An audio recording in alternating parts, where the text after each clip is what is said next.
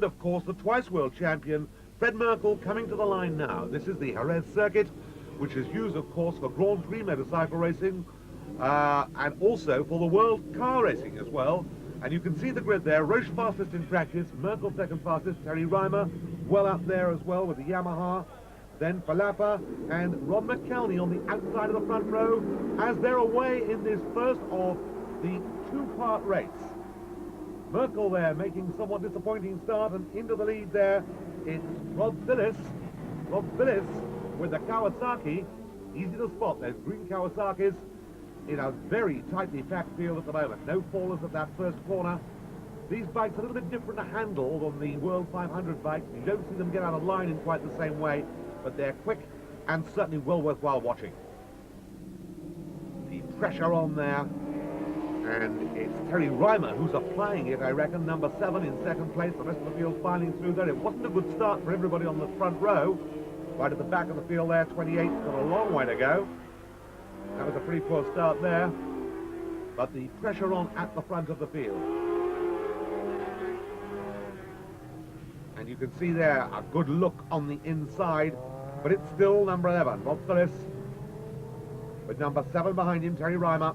These two having pulled out a little bit of a lead. Reimer there in front, and in that little flash there of going from one camera to another, we saw that change of position in the first 3. So Reimer leads. The rest of the field here files through. The crowd spellbound by their first chance to watch motorcycle racing this year now. Now it's Falapa, number 6. You can see how close this racing is, and right back in the pack there, Fred Merkel, number 1. The twice world champion not having a good run so far. So really suffering a bit. Open track there as we see 1, 2, 3, 4, 5, 6 bikes really close together there. In fact, 7 of them. This a very tight race indeed in this, the first round of the championship. And a clash between the two there, almost taking out Falapa and Reimer. The two bikes hit. And the man who profited by that was number 4, who comes through. That's Fabrizio Padovano, and he was way back on the 4th row of the grid. On bike now. And you can see the battle that's going on up at the front there. Nice clear pictures from the on-bike camera. Falapa back in front. That clash of those two machines, in fact, causing a bit of a delay, as through now goes Raymond Roche.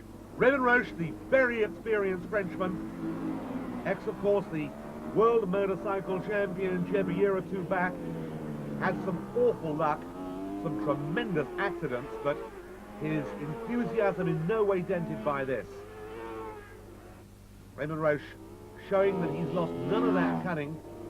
And back there you'll see number 11, Rob Phillips, pressing on the erstwhile leader, carrying 34 there, same name as Kevin Schwantz, the World Motorcycle Championship, Lopez Mella, but we were saying number 11, Rob Phillips, who was going so well out in front, back in 3rd place. Reimer still in 2nd. Phillips still in 3rd. The Australian on the Kawasaki. Roche, Falapa, Phillips, that's the first 3, 6 and 11. And Roche looking as if he's got this quite nicely under control. He's built himself up quite a substantial lead down. Upper place 2 has come number 4.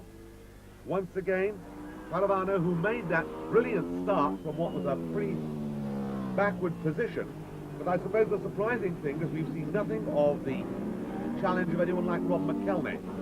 There is McElhenney, there in fact, further back than we would normally expect him to see. Nice onboard camera shots here show that we can look out the back as well as out the front.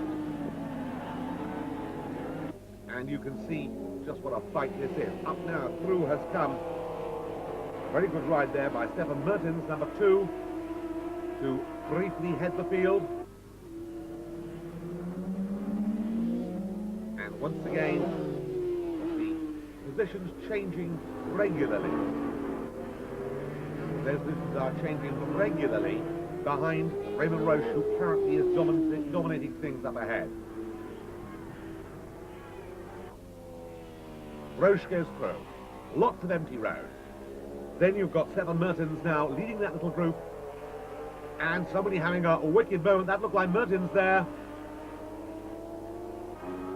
It was indeed, as Roche takes the checkered flag to win the first part here on the line, just getting through. Fred Merkel finishes in second place.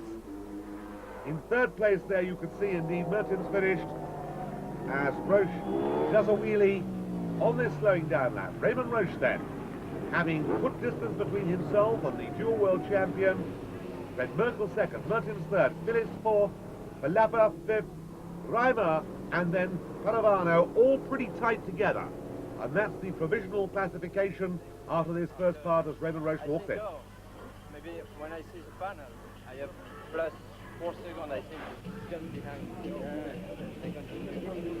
Well, we can pick up the Frenchman, who actually speaks pretty good English, telling that he had around about 4 seconds, he reckons, at the end of that race.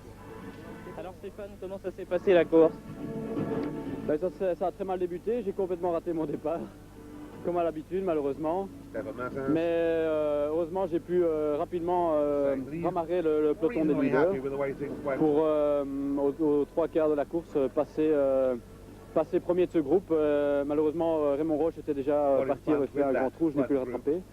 Et malheureusement donc j'étais en deuxième position dans le dernier tour. Fred Merkel m'a carrément sorti dans un virage. Je me suis retrouvé quatrième, heureusement je raccroche la troisième place de justesse, je suis malgré tout très satisfait. Sur les freins d'accélération, la Ducati est beaucoup mieux. Donc ça permet de faire des bons temps, d'allonger très fort. Et j'ai pas essayé de massacrer mes pneus. Ils ont tenu bien passé, quoi. Oui, sans problème, il faisait chaud quand même. Bon, les Superbikes, c'est des motos assez lourdes. Pardon, ouais, ils sont lourdes, hein, c'est fatigant sur un circuit comme ça. C'était pas facile les derniers tours. J'ai bien fait de prendre des secondes d'avance en milieu de course, quoi, hein, parce que c'était pas facile. En pleine bagarre, ici, on peut faire des erreurs. Hein, c'est pas facile. Sur les secondes manches, il n'y a pas de tactique particulière puisque tout le monde est assez serré. Donc. Bah, je vais essayer de mieux partir, c'est le seul truc que je peux faire. Explaining how he won the race and giving us some idea that he's going to try to do the same thing next time out. Well, a little ballet between races. I'm not sure where the music is, but certainly these minutes between the two parts, of course, giving a chance for riders to prepare themselves for the next part of the race, which they're already lining up for on the grid now. And they will line up, of course, in an order similar to that which they finished the first part. They're away already on the green light. And that looked like a pretty good start to be for Rob McElhenney. It was indeed the ex-Suzuki Yamaha 500 star who really didn't have too good a time out there. Big Rob made an excellent start. But Big Rob, in fact, I think has found himself pushed back. And we've got Palapa up front there. You can see the green Mini well placed. There's no doubt whatsoever that this is pretty close racing. And that's Rod Phillips, who slotted into second place in number 11. Still McElhenney in third place. And round they go, and we're going to have a repetition, no doubt, of what we had first time out here. These bikes pretty closely matched, pretty close together. And Raymond Roche has come up quite rapidly now, I think determined to try and put his stamp on this one at a slightly earlier stage. The Kawasaki there, Rob Phillips, though, acquitted himself well in the first part of the race, just ahead of Stefan Mertens there, still holding on to third place, but Roche holding back. I thought he'd have taken the lead by now. He has, momentarily, and then fighting back there. Palapa trying to get it back again, couldn't quite. Now he has. Up comes Roche again, through on the inside. And back comes his teammate, and these two almost touch again. We've seen that there's been bodily contact in this sort of racing before, as we saw in the first part, and there very nearly was again there. But Roche is determined here to stay in, and look at the way that Phillips is hanging on there behind. The Australian had no intention whatsoever of being left. But suddenly, as I glanced up there at the picture, I couldn't see him. There's number 2. That's Mertens. But I'm not quite sure what happened to Phillips there, whether or not we missed him on camera. But certainly he did not appear in that shot. It's all going well. Mertens, but that battle up front sees Raymond Roche out in front again, and Raymond Roche dominating things in the second part of this race exactly as he was in the first. In second place is Falapa, not able to remain on the pace. Then number 2, Stefan Mertens. Number 1, that's Fred Merkel. He's got work to do. Don't forget, second in the first part, the dual world champion. He's not going to want to give any ground to anybody in this. He will be doing some world championship events this year, and the likelihood of that, I would think, is probably going to be in the European side of the season when they don't clash. It's difficult to adjust your technique to ride the 4-stroke or the 2-stroke, and I think Roche has settled down to do certainly this with the 4-stroke now, and could be quite an effective challenger this year. The battle, however, is behind Roche now. Roche in the lead, Falapa second, Mertens third, Merkel fourth, and Phyllis dropped right the way back there. He must have had a moment off camera which has dropped him back there to 5th place, because you'll recall he was right there, up there battling for second and third. So Falapa holding on as best he can, but there's no doubt about it, that's a slower rider. We could ignore number 32 there as having no real part in the proceedings. This is where the battle is, the battle behind for second, third and fourth places, and Merkel on the back of it. Merkel looking as if his first victim is going to be Mertens and his next one is going to be Falapa. Here's Falapa. Similar like to Roche. He's got a little bit of breathing space, but I can't believe that that's going to be left alone by Fred Merkel. There is Merkel. 4 laps to go, and Merkel has got a lot of work to do. There's quite a bit of distance there, but the question's going to be, can he do it? Mertens, of course, spent a lot of time training with the Kenny Roberts team a while ago. And one of the top Belgian riders in this particular championship, certainly Superbike attracting some very good names. Roche reeling off his laps.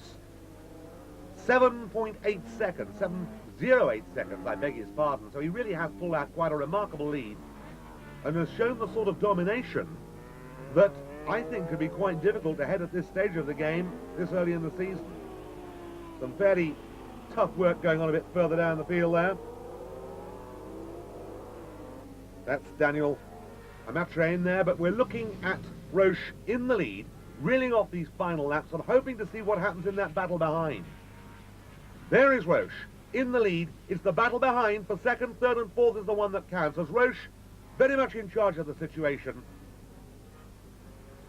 He's showing a clean pair of wheels to the opposition at the moment. The battle really for second, third and fourth. It's a question then of seeing whether it finishes out this way. So join us after the break to see what happens in the first round of Superbike 1990. By this man, Raymond Roche, number 3, very much in charge and extending that lead. And here is where the battle is behind. And what a battle this has turned out to be. Falapa number 6. The fastest lap to him, and every reason why, because behind him is all the pressure in the world. There's some of the pressure. That's number 2, Stefan Mertens, really going for it. The Belgian determined to finish well up in this race. As we said, the man who's had some Kenny Roberts time put into him. And there is the twice champion on the back there, going hard and well. Fred Merkel would like to be second. I think he knows he can't be first. Raymond Roche in front is not having any problems at all. He's carving his way through the traffic with remarkable ease and showing the sort of domination that I'm sure he wished he could have shown in the 500 championship. Falapa second, then 8 seconds back now. Just 0.4 of a second behind is Mertens, then Merkel back 0.8, and then Rob Phillis, the brilliant young Australian, following in the steps of Mike Doohan, Gardner and Company Limited, and hoping no doubt to step up to Grand Prix racing in the future next man's career. Raymond Roche, whose Grand Prix career is behind him, undoubtedly very much the man to beat at the moment. It's interesting that we haven't seen some of the British hopes here well represented as Roche goes through. We saw a bit of McElney earlier on. We've seen nothing of Roger Burnett. It's been a bit of a disappointment as far as British riders are concerned, who are hoping to do so well in this championship. And perhaps, who knows, it might improve. We've got a faller there. And let's try and identify that for you, because it came in rather quick. It looks as if it was one of the Ducatis. We'll have to check out and see who we pick up on picture in a moment or two. Raymond Roche reeling off the laps up ahead. He's under no pressure whatsoever. He has, I think, slackened his pace a little. Here is the battle behind him. There is number 6, Van Appe. There is number 2. Mertens, and right on Mertens' tail now is Fred Merkel. Merkel looking for a way. The American, as we said, he's tried his hand at 500 Grand Prix racing. But I think the changeover from 4-stroke to 2-stroke is something that a rider takes a little while to get used to. To do both is, I believe, quite a difficult job indeed. That battle is where the real fun is, however. And the real fun at the moment, the pressure on Mertens, the Belgian. It's letting Van Appe up ahead there, perhaps pull out a little bit of a lead, which is going to make life interesting, but he isn't getting away too much. 7.96 seconds between second man and first man, so that gap remaining reasonably static as Merkel looks as if he's getting his act together to make a bed. It's the deep breath time when he's paced himself, he's sat there. There doesn't seem to be a great deal of difference in power as they dig in and get away from the corners, so it's really going to have to be probably on braking he's going to have to make his manoeuvre, or look for a way to slip through on the inside. Perhaps as they come out, if he can come in and get the line. Have to wait and see. Van Appe, Mertens, and Merkel. An opportunity to compare the three styles, very similar. Merkel coming out slightly tighter, looking at the inside there, but deciding it wasn't on. You can see how hard he was braking there by the little weave that the bike was giving, and again another little weave as he put the power on. The crowd, though, watching this quite spellbound, with some good fights going on a little bit further down the field. That's Paravano, but on the last lap, it's number 3, still Raymond Roche, definitely in charge. And here's the battle behind. Now, of course, the important thing is that since this is an aggregate race, Merkel is not necessarily going to have to finish in second place on the road. He can, of course, have computed in his mind that he can still finish second overall by finishing 4th in this part of the race. Roche in front, Van Appe second, Mertens third, Merkel 4th in this second part of the first round of the Superbike Championship 1990. And a tremendous battle going on behind here. Paravano in the middle of it there, pushing hard, giving it everything he's got. And Wsbk. Roche crosses the line. Here's the battle for second. Van Appe in second place. Mertens in third place. Here's the challenge from Merkel. Merkel comes through on the inside. They collide! Mertens collides there with Merkel. And somehow or other they both stay on. There's an anxious look down there as to see why. I think the explanation is fairly simple as to why. Behind Raymond Roche, that battle really going on there. Coming across the line is Phyllis, Reimer, and with them as we go back to replay here, you can see what happened. Front wheel versus rear wheel, almost taking them both out of the race. But somehow or other, they both stay on. Merkel looking in the wrong direction there, but here is an absolutely delighted Raymond Roche. Doing the wheelies, showing that the Ducati can do the business here with a first and second and could present a tremendous challenge for this 1990 championship and make Fred Merkel's work just that little bit harder in 1990 than it was in 89 and 88. Raymond Roche absolutely delighted with this win.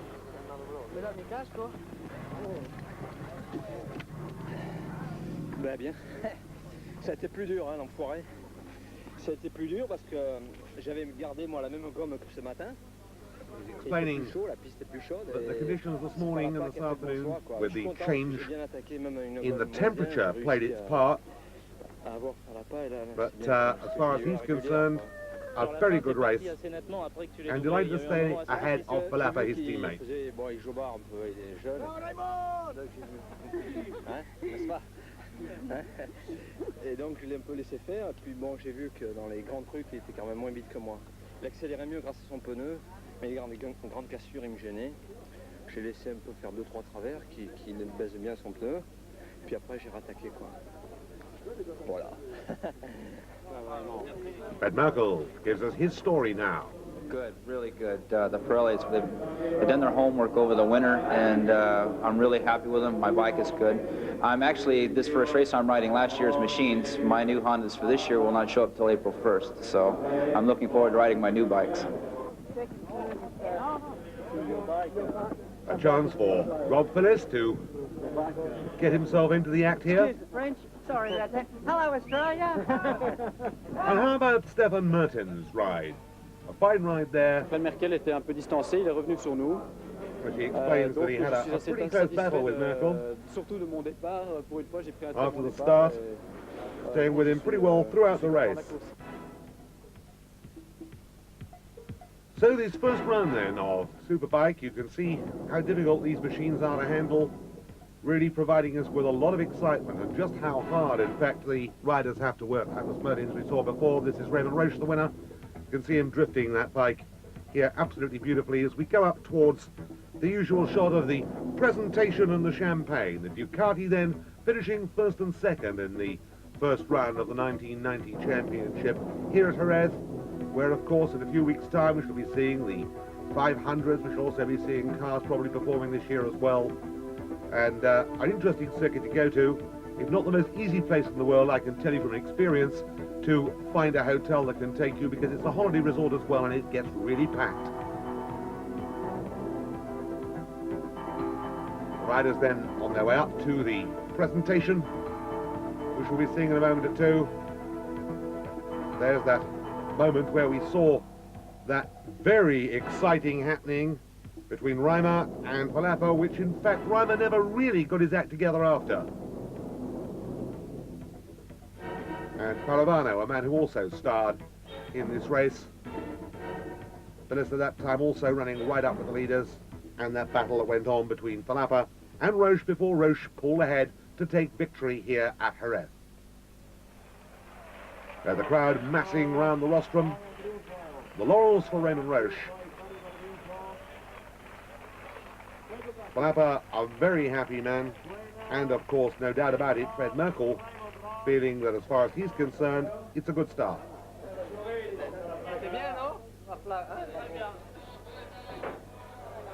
And now Raymond Roche talking to us about the difference between riding the superbikes and riding the 500s.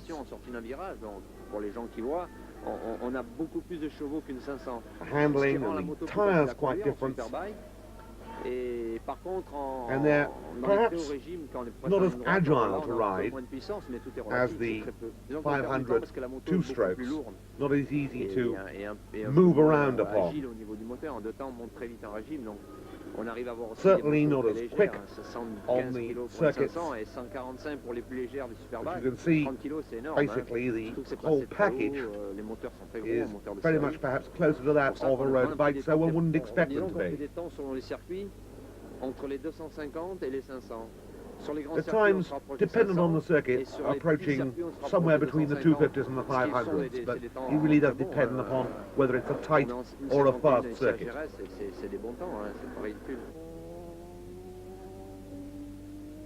Certainly, starting in 1988, this has become a very spectacular championship indeed. It had its hiccups last year when things didn't go well with the promotion, but now, thankfully, that's been taken over and being run properly.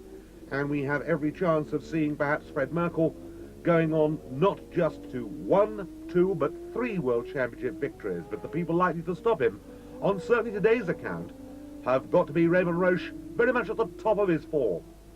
So hopefully join us again to look at Superbike on Screen Sport throughout the 1990 season.